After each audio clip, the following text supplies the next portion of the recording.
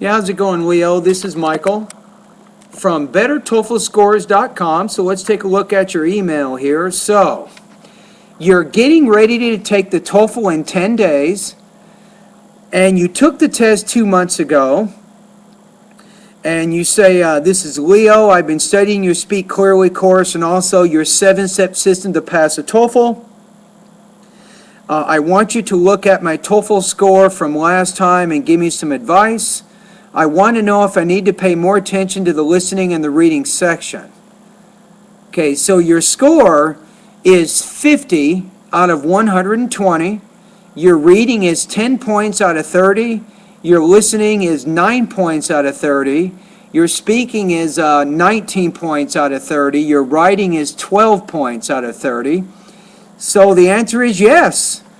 You need to pay attention to your reading and listening, but really also your writing area. You need to pay attention pretty much to all parts of the test. Your strongest section right now is speaking at 19, but still, I would shoot higher than 19. A lot of people are not happy until they get 26 points out of 30 on the speaking. But let's take a look at each section and see what it recommends with the reading. So it says you're at the low level. It says with the reading area, you have a command of basic English vocabulary, but your understanding of less common vocabulary is inconsistent. Okay, so this is important because that just means that in terms of my 7-step system to pass the TOEFL, probably TOEFL vocabulary lesson 3 is easy for you. You can understand basic vocabulary, but TOEFL vocabulary lesson 4 with more advanced college level vocabulary, you probably need to focus a lot on that. And that'll help your understanding of less common vocabulary. Also, it says have limited ability to understand and connect information, have difficulty recognizing paraphrases of text information, and you often rely on particular words or phrases rather than a complete understanding of the text. So you need more reading practice. What you have to do there is, like I recommended before, is you have to continue to read for about 45 minutes every day. And as you're reading, it's important to take notes. And then you can use your notes to write summaries of what you have read. And that will help you a little bit in this area. It says you're having difficulty understanding the author's purpose, except when it's explicitly stated. So these are called implied detail type questions. You want to focus a lot on what does the writer imply about something, or why does the writer do a particular thing. So I think learning to read rhetorically is harder for you right now. At least that's what the TOEFL test is saying. So yes, you need to practice a lot more with the reading areas. But when you're reading, it's not just what you're reading, it's why is the writer doing something in a certain way, or how does the writer do something in a certain way. So you have to ask questions, what, but also why and how, and that can help your critical thinking of a reading text a little bit more. It says here, you can sometimes recognize major ideas from the text when the information is clearly presented, memorable or illustrated by examples, but have difficulty doing so when the text is more demanding. So, yeah, you do. You definitely need more practice in the reading area. Okay, let's go to listening for a minute. And don't forget one more thing with the reading. In my TOEFL reading lessons will get you used to the question types that you will see on the TOEFL test. And I will give you strategies on how to answer those question types. But you also need to study the vocabulary lesson 4 so you have the vocabulary necessary or needed so you can understand what it is you're reading. Okay, listening. You didn't do so well. This is your most difficult area. It says a low level, you understand the main idea and some important details. However, you have difficulty understanding lectures and conversations that involve abstract or complex ideas and recognizing the relationship between those ideas. It also says you may not understand sections of lectures or conversations that contain difficult vocabulary or complex grammar structures. So that's also a little bit hard for you. So something that's good for you, this is difficult to do, but spend time, in addition to my TOEFL listening lessons, you need to spend time at www.npr.org. That's nationalpublicradio.org. Again, www.npr.org. So when you go there, it will give you lectures that are abstract, they're complex, and it will give you good practice, I think, with the kinds of listening that you'll hear on the TOEFL test. So when you're listening to different segments at nationalpublicradio.org, you should practice note-taking. Follow the suggestions I gave you in, I think it's TOEFL listening lesson number 1, where I talk about how to take notes. And make sure that you develop an effective note-taking system that'll make it easier for you to keep track of the information. Speaking, let's take a look at that. So it looks like when you're speaking with the independent speaking task, you're scoring between 2.5 and 3. When you're speaking about campus situations, the same thing, 2.5 out of 3.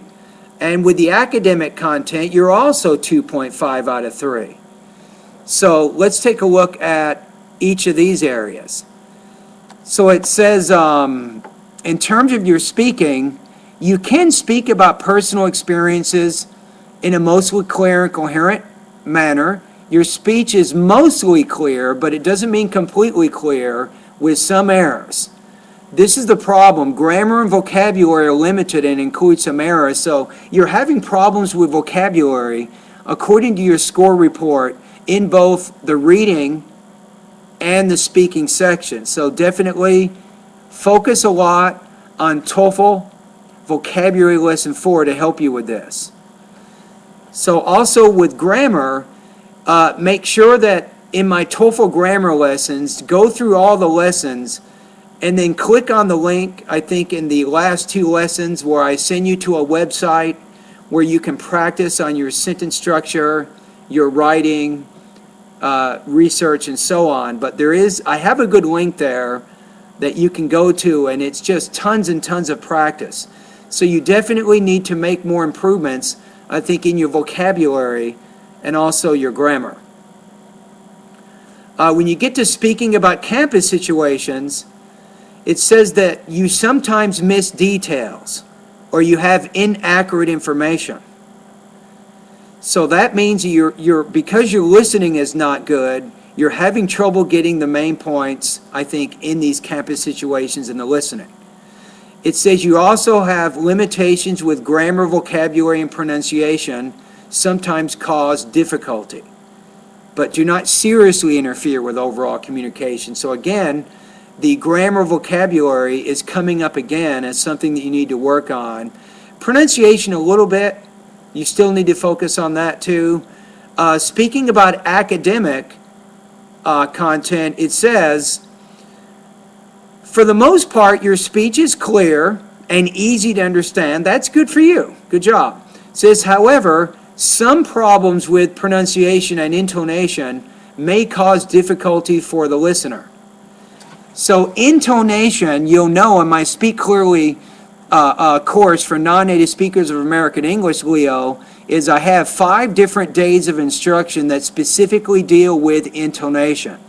Based on your score report, you need to review that according to what they're saying here.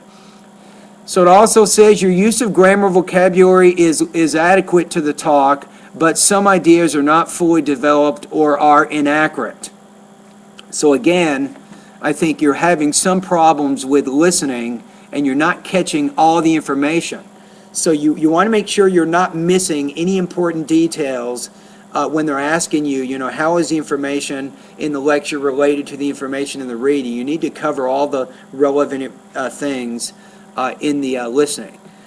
Writing, You didn't mention writing, but you're getting killed here. Leo, you're definitely getting killed here.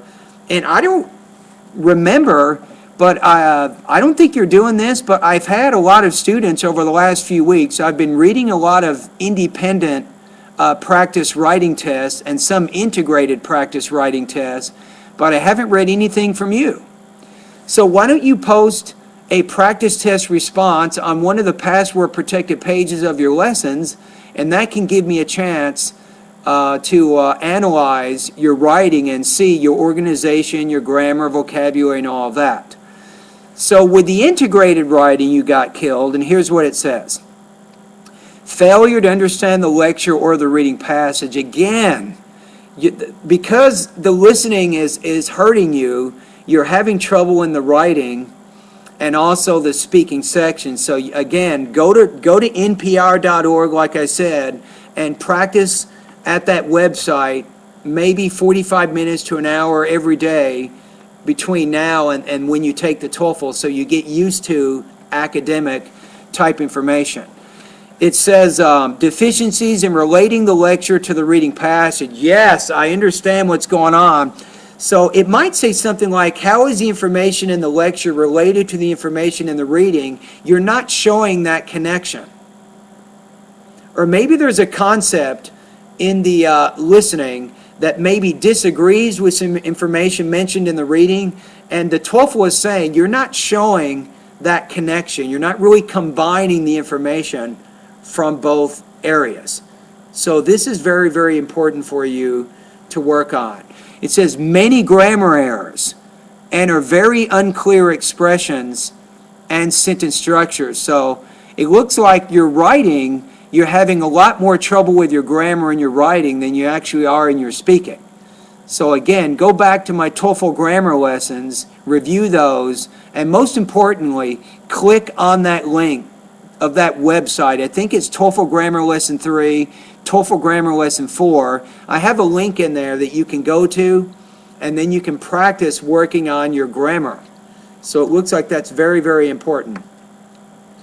Okay, now with the independent writing task, you also got killed. You got 1.0 to 2 on that one.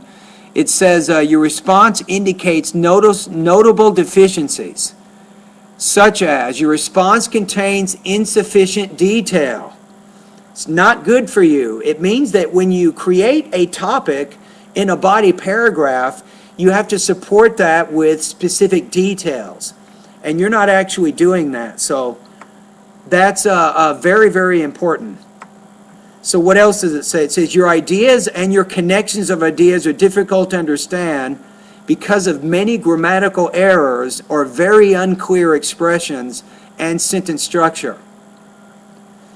So this means that you need to connect ideas better.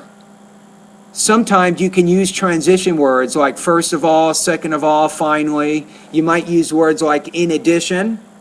You might use words like therefore or as a result or consequently. And this helps show the relationship among ideas.